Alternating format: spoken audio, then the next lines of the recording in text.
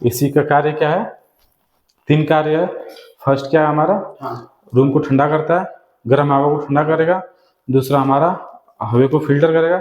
तीसरा हवा में जो नमी है उसको एब्जॉर्ब करता है ना। 3 चीज हो गया। अब ये तो कार्य हम समझ गए कि एसी का कार्य ये है। अब कैसे कार्य करता है? हम एक बंद कमरे के अंदर फिक्स करते हैं, जिससे कि बाहर का हवा अंदर ना आए, अंदर का हवा बाहर ना जाए, है ना। सपोज कमरे के अंदर एसी लगाएंगे, 10 बाई 15 का एरिया है ना, तो उसमें ही 1 टन का मशीन लगा दिए, ठीक। तो 1 टन का मशीन लगाएंगे तो पूरा रूम जो है ना बंद होना चाहिए, खिड़की खुला होना नहीं चाहिए और डोर बंद नहीं, खुला नहीं होना चाहिए, जिससे कि बाहर का हवा अंदर आएगा तो कूलिंग करेगा ही नहीं। अब कूलिंग कैसे करता है? सपोज देखिए हमारे रूम के अंदर जो है ना 30 डिग्री टेम्परेचर है ना। रूम के अंदर कितना है? 30 डिग्री टेम्परेचर है। और हमारा जो एसी का जो पार्ट्स का बता रहा हूँ आपको मैं, वो 5 डिग्री का टेम्परेचर है। तो आपको पता होगा कि किसी मेटल को हम, है ना, किसी मेटल को, लोखंड या किसी भी चीज का, और उससे हम आग में डाल दें तो मेटल गर्म हो जाता है ना, और उसे हम ठंडे में डालेंगे तो ठंडा हो जाता है। उसी तरह हमारा जो रूम का जो टेम्परेचर 30 डिग्री का है ना, वो एसी का जो एसी के अंदर सक करेगा, है ना। एसी के अंदर वो मशीन खींचेगा हवा को, 30 डिग्री हवा को, जो 5 डिग्री का जो उसमें पार्ट्स लगा हुआ है एसी में, उसको टच करके फिर वापस क्रॉस करेगा उसको, फिर उसी हवा को वापस रूम में फेंकेगा, है ना। जैसे इस हवा को खींचा अपनी मशीन अपने अंदर, फिर जो 5 डिग्री टेम्परेचर का पार्ट्स है, जो सामान है, उससे क्रॉस किया, पास किया उसके अंदर से, पास करेगा तो उसका टेम्परेचर कुछ डाउन होगा ना, है ना। उसका टेम्परेचर जो 5 डिग्री वाला वो ले लेगा, है ना। फिर वहां से फिर वो वापस उसी हवा को थ्रो करेगा रूम के अंदर। एक क्रिया कंटिन्यू करते रहेगा, है ना। तो एक समय ऐसे आएगा कि आधा घंटा के अंदर अंदर रूम ठंडा हो जाएगा। तो उसमें एक सेट पॉइंट होता है मशीन के अंदर, है ना। मशीन पे जैसे हम रिमोट से सेट कर सकते हैं कितना टेम्परेचर चाहिए। एक हेल्थी आदमी के लिए नॉर्मल टेम्परेचर के लिए, जो ज्यादा ठंडा नहीं ज्यादा गर्म भी नहीं जाए, 20 से लेकर 24 तक सही है ना। तो सपोज हमने मशीन पे 20 डिग्री सेट कर दिया है ना। जब 20 डिग्री सेट कर दिया, रूम टेम्परेचर कितना है? 30 डिग्री, है ना। तो 30 डिग्री का हवा जब रूम मशीन के ऊपर टच होगा, है ना, मशीन खींचेगा तो उसका जो 5 डिग्री का जो पार्ट्स है उस पर टच होगा, उसे क्रॉस करेगा तो उसको कुछ टेम्परेचर डाउन होगा, है ना।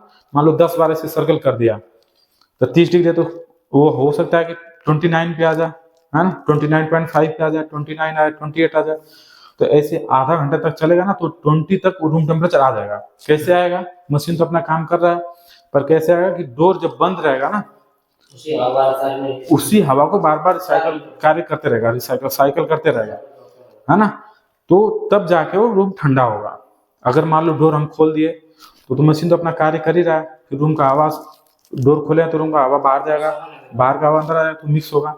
तो जिस लेवल से जब तक मशीन कट ऑफ हो जाना चाहिए उस तक कट ऑफ नहीं होगा, कूलिंग तो करेगा पर वैसा फील नहीं होगा आपको, है ना। तो इसलिए हम रूम को बंद करके रखते हैं, है ना। जो भी एसी रूम वाला एसी होता है वो रूम बंद करके ही रखते हैं। समझ गया ना, एसी का कार्य समझ गए, है ना। और एसी का जैसे कैसे कार्य करता है वो समझ गया, किस लिए लगाते हैं, कहाँ लगाते हैं वो समझ गया, है ना। अब देखते हैं एसी कितने प्रकार के होते हैं, है ना। एसी बहुत से टाइप्स का होता है ना। तू इनसे लिख लिया, है ना, ठीक ना। वो आगे हम पढ़ लेंगे, बस बता देते तो समझ ला, उसके बाद तू समझ लेगा अपने आप, है ना। हाँ लिख लेगा, अपने आप लिख लेगा बाबू, तू अपने से लिख लाना अपने। तो देखिए अब क्या हो गया हमारा, अब एसी कितने टाइप्स का होता है ना। एसी कई प्रकार के होते हैं, जैसे split AC, window AC, package AC, DX AC, है ना, और mini split AC, ductable AC, air cool chiller, water cool chiller, है ना, और वीआरवी वीआरएफ, इस कैसेट एसी, ये सब हमारा एसी सब है ना। इससे अलग अलग टेंस का जैसे रिक्वायरमेंट होता है जिस एरिया का, उस हिसाब से हम उस मशीन को इंस्टॉल करते हैं, लगाते हैं। जैसे हमें जरूरत है एक रूम के लिए, है ना, तो उस हर एक मशीन का एक कूलिंग का कैपेसिटी होता है। हाँ, जैसे कि हमें मान लो मैं कोई वेट है, मैं 50 केजी उठा दे रहा हूँ, मेरी एक कैपेसिटी है वन टाइम उठाने के लिए, है ना। आपका 20 केजी का वो होगा, है ना। तो हर एक का अलग अलग कैपेसिटी होता है ना। तो उसी तरह आपका क्या रिक्वायरमेंट है एसी का, कितना टन का चाहिए, कितना कूलिंग चाहिए, उस हिसाब से वो कैलकुलेशन करते हैं कि हाँ इतना टन का मशीन लगाएंगे तो परफेक्ट होगा। समझ गया ना, क्लियर हो गया ना। तो उस लेवल का अलग अलग रिक्वायरमेंट के हिसाब से वो मशीन भी बना गया है, मशीन भी है उस मॉडल का, ताकि मान लो कितना एरिया का कवर करना है तो उस हिसाब से लगाएंगे। तो स्पीड एसी विंडो से छोटे छोटे जैसे रेसिडेंशियल डोमेस्टिक एरिया जैसे घर हो गया, छोटा ऑफिस हो गया, है ना, उस लिए एक लगाते हैं। बाकी पैकेज डीएक्स है ना, और VRV, air cooled chiller, water cooled chiller, ये बड़े बड़े जगहों पे बड़े बड़े ऑफिस में लगा रहेगा। या तो बहुत बड़ा रूम है, यानी ये जितना हमारा ये बिल्डिंग है इसके 4-5 फ्लोर है या 2 फ्लोर है ना, तो इसमें पैकेज एसी लगाएंगे। स्प्लिट एसी भी लग सकता है तो ज़्यादा होगा, एक रूम को कवर करेगा। अब पैकेज एसी होगा ना तो एक ही जगह लगाएंगे तो कई एरिया कवर करेगा वो ठंडा के लिए, समझे ना। यानी हमें कितना जगह का रिक्वायरमेंट है उस हिसाब से हम मशीन को फिक्स करते हैं उस लेवल का, है ना। जैसे अभी चिलर कहाँ पे लगेगा, पैकेज एसी या वीआरवी, जैसे कोई ऑफिस बड़ा हो गया, मॉल हो गया, हॉस्पिटल हो गया, है ना, थिएटर रूम हो गया, एयरपोर्ट हो गया, इस जगह पे chiller, air cooled chiller package लगाते हैं, है ना। जो बड़ा घर है उसमें भी हम पैकेज एसी लगा सकते हैं, समझ आ गया ना। तो हम रिक्वायरमेंट के हिसाब से हम एसी लगाते हैं। अब देखते हैं हम, ये सारा चीज हो गया। अब इसमें जो हमें एसी होता है इसमें कुछ स्टैंडर्ड होते हैं और कुछ इन्वर्टर होता है ना।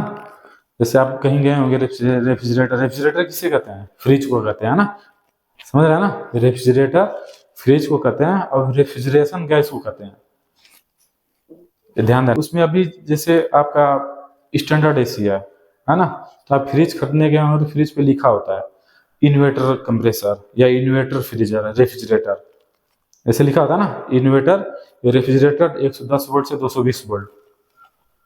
कहीं पे लिखा बस स्टैंडर्ड लिखा रहेगा, नहीं लिखा रहेगा तो इन्वर्टर नहीं रहेगा तो उस पर लिखा ही नहीं होगा, है ना। तो अब हम समझ लेते हैं स्टैंडर्ड में और इन्वर्टर में क्या डिफरेंस है ना। स्टैंडर्ड का वो है जैसे कि आप सपोज कहीं जा रहे हैं आप, है ना, आप यहाँ से अपने घर को जा रहे हैं, ठीक ना। तो घर को जा रहे हैं तो जिस गति से आप, जैसे आप या तो पैदल जा रहे हैं या तो साइकिल से आ रहे हैं, सपोज आप साइकिल से जा रहे हो या किसी 2 व्हीलर बाइक से जा रहे हैं, तो यहाँ से आप अपने घर जाने के लिए, स्टैंडर्ड का बता रहा हूँ मैं, है ना, यहाँ से अपने घर जाने के लिए जिस हिसाब से आप जिस स्पीड से जा रहे हो, सपोज 50 के रफ्तार से आप जा रहे हैं ना, तो 50 के रफ्तार से यहाँ से आप स्टार्ट किए हैं, 50 के रफ्तार से आप अपने घर पे भी स्टॉप होंगे।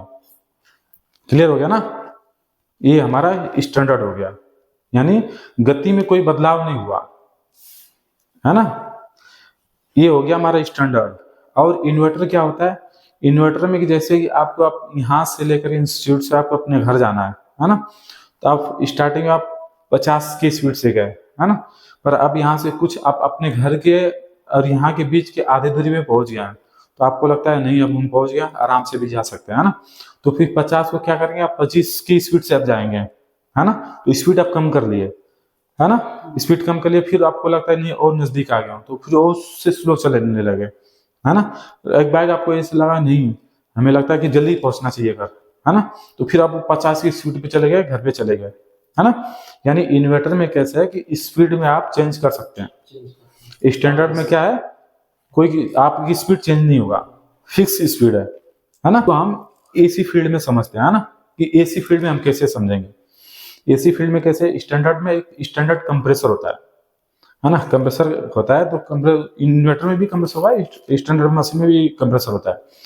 तो स्टैंडर्ड में कैसे है कि कंप्रेसर जो है ना, मान लो 1 टन का मशीन है हमारा, है ना, 1 टन का मशीन है तो 6 एम्पियर ले रहा है, लोड ले रहा है 6 एम्पियर का, है ना। तो 6 एम्पियर स्टार्टिंग में चल रहा है ना, तो 6 एम्पियर में बंद भी होगा, वो 6 एम्पियर से ही बंद होगा।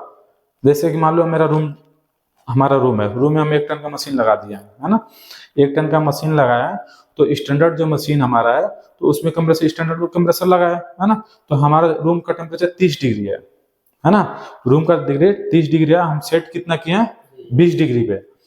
तो हम जैसे चालू किए, कंप्रेसर जैसे चालू हुआ, है ना, तो वो 6 एम्पियर से ही कंटिन्यू चलते रहेगा, है ना। तो आपको पता है कि जब मशीन जब कुछ देर तक ठंडा करेगा, कुछ देर तक चलेगा, तो उसका अगर 30 डिग्री टेम्परेचर है तो वो आएगा 28 पे, फिर कुछ देर तक चलेगा तो फिर 25 पे आएगा, 25 से फिर 23, 22 कम होते जाएगा, है ना। तो कम होते जाएगा। फिर भी जो हमारी कंप्रेसर स्टैंडर्ड जो मशीन है उसमें लगातार कंप्रेसर 6 एम्पियर पे ही चलेगा, उसमें कोई बदलाव नहीं होगा। टेम्परेचर तो गिर रहा है पर जो उसका लोड है उसी लोड से, सामान्य लोड से ही चलेगा वो मशीन। और जैसे हमारा रूम 20 डिग्री टेम्परेचर आ जाएगा तो हम सेट किए 20 डिग्री पे ही, है ना, तो उसमें एक सेंसर होता है, जो एयर जो सक कर रहा है ना, हवा इसी, उसके आगे एक सेंसर रहेगा, तो वो सेंसर सेंस कर लेगा कि रूम में हमारा 20 डिग्री आ गया, एक काम करो कंप्रेसर को बंद कर दो। वो सेंसर एक पीसीबी होता है, प्रिंटेड सर्किट बोर्ड बोलते हैं हम, है ना, वो पीसीबी सेंसर पीसीबी को कमांड देगा कि कंप्रेसर बंद कर दो, कंप्रेसर बंद कर देगा। यानी इसका मतलब ये होगा कि 6 टेम्परेचर स्टार्टिंग में कुछ भी रहे, है ना, वो कंट्रोल करने के बाद भी टेम्परेचर गिर रहा है, पर जो उसका लोड है सामान्य लोड से ही बंद हो रहा है, सामान्य लोड से ही चालू हो रहा है ना। ये हो गया स्टैंडर्ड एसी, समझ गया ना। अब देखते हैं इसमें स्टैंडर्ड में कैसे है कि पीसीबी नॉर्मल पीसीबी लगा रहता है ना, उसमें कोई डिफरेंस नहीं है। इसमें कंप्रेसर भी नॉर्मल कंप्रेसर रहता है ना, स्टैंडर्ड रहता है जो एक ही गति से चले। अब हम देखेंगे इन्वर्टर एसी क्या होता है ना, स्टैंडर्ड समझ गया ना। अब हम स्टैंडर्ड को नॉन इन्वर्टर भी बोलते हैं, है ना कृष्णा, नॉन इन्वर्टर भी बोलते हैं ना, इन्वर्टर है जो इन्वर्टर हो गया ना। अब हम इन्वर्टर के बारे में समझेंगे, स्टैंडर्ड समझ में आ गया ना। अब इन्वर्टर क्या होता है? इन्वर्टर मशीन एक ऐसा मशीन है कि जैसे सुबह हम एक रूम में, सेम वही एग्जांपल है ना, वो रूम में हम फिक्स किए हैं इन्वर्टर एसी, उसका रूम का डिग्री कितना है, 30 डिग्री टेम्परेचर है ना। हमने सेट किया है एसी पे 20 डिग्री टेम्परेचर, है ना, 20 डिग्री सेट किया है टेम्परेचर। 20 डिग्री सेट करने के बाद हम चालू किए, वो 1 टन का भी 6 एम्पियर दे रहा है, इन्वर्टर भी और नॉन इन्वर्टर भी। स्टैंडर्ड भी 6 एम्पियर ले रहा है और इन्वर्टर भी 6 एम्पियर ले रहा है, ठीक। अब हम चालू किए, तो चालू करने के बाद फिर मान लो आधा घंटा के बाद हमारा 20 डिग्री आ जाता है ना, इसका मतलब 15 मिनट में हमारा 30 डिग्री से हो सकता है 28 डिग्री आ जाए, है ना, 27 डिग्री आ जाए। तो जैसे जैसे टेम्परेचर डाउन होगा ना, वैसे वैसे उसका स्पीड जो कंप्रेसर है ना वो कम होते जाएगा, क्योंकि उसको पता है कि हमें इतना तेज चलने की जरूरत नहीं है। हम अब उसको 30 डिग्री, उसको जो सेंसर है ना वो सेंस कर लेगा, वो सेंसर पीसीबी को बताएगा कि हमारे रूम में 30 डिग्री से 28 डिग्री आ गया है, थोड़ा स्लो हो जाओ।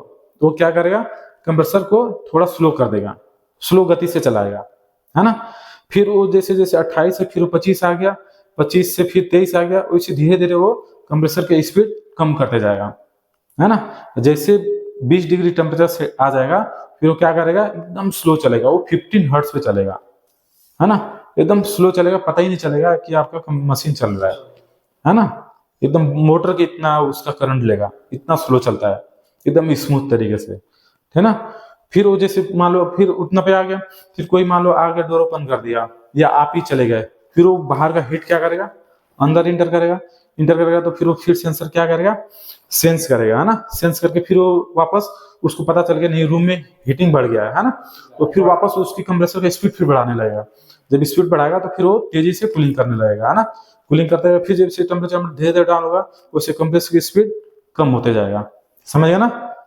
यानी इन्वर्टर एसी में कैसे है कि टेम्परेचर के हिसाब से उसकी स्पीड कम या ज्यादा होते रहता है ना, जिसमें कि हमारा इलेक्ट्रिसिटी बिल भी बचता है, मेंटेनेंस भी कम होता है ना, समझ गया ना। इन्वर्टर और नॉन इन्वर्टर में, तो ये हमारा इन्वर्टर और नॉन इन्वर्टर का डिफरेंस है, समझ।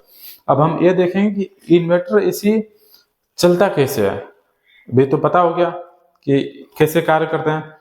अब इन्वर्टर में ऐसा खास क्या है कि अपनी स्पीड को कम ज्यादा कर ले रहा है ना, तो कम ज्यादा कैसे करता है, उसके अंदर एक इन्वर्टर पीसीबी लगा होता है, इन्वर्टर पीसीबी होता है। इन्वर्टर पीसीबी से क्या करता है, पहले उसमें अपना एसी करंट आएगा, एसी करंट से फिर डीसी, डीसी से फिर एसी बना करके फिर वो मशीन को देता है, यानी सब मिला के वो फ्रीक्वेंसी को कंट्रोल करता है। अब तो फ्रीक्वेंसी क्या होता है कि वो एक करंट में हम वोल्टेज में देखते हैं ना, वो इलेक्ट्रिकल हो गया। इलेक्ट्रिक में कैसे होता है, इलेक्ट्रिकल 2 टाइप्स का होता है ना पावर, एक डीसी करंट होता है और एक एसी करंट होता है ना। हाँ, तो एसी करंट जो हमारे भी जो घर में है ना, इसे हम एसी करंट बोलते हैं, अल्टरनेटिंग करंट। अल्टरनेटिंग करंट में मान लो एक प्लस है एक माइनस है ना, तो एक सेकेंड में वो 50 बार साइकिल करेगा, है ना। तो हम देखे होंगे कि ये हमारा एसी करंट है ना, अल्टरनेटिंग है 220 वोल्ट एसी, है ना, 50 हर्ट्ज। तो ये जो 50 हर्ट्ज है ना, यही 1 सेकेंड में 50 बार घूम जाता है, तो इसे हम फ्रीक्वेंसी कहते हैं, है ना। तो इसी को कंट्रोल करता है कौन सा, इन्वर्टर एसी। इन्वर्टर पीसीबी ये फ्रीक्वेंसी को ही कंट्रोल करके कंप्रेसर को वेरिएबल स्पीड से चलाता रहता है, कम या ज्यादा करते रहता है ना। और उस टाइप का कंप्रेसर भी रहता है ना। तो इन्वर्टर कंप्रेसर भी होता है और स्टैंडर्ड भी कंप्रेसर होता है और इन्वर्टर पीसीबी होता है। समझ गया ना कैसे इन्वर्टर एसी चलता है, क्लियर हो गया ना। यानी पीसीबी के माध्यम से ही वो कंट्रोल कर रहा है ना। जब फ्रीक्वेंसी कंट्रोल करेगा तो उसका वोल्टेज भी कंट्रोल करेगा, वोल्टेज भी कम देगा उसको, ठीक है ना। क्लियर हो गया ना, चलो ठीक है। अब हम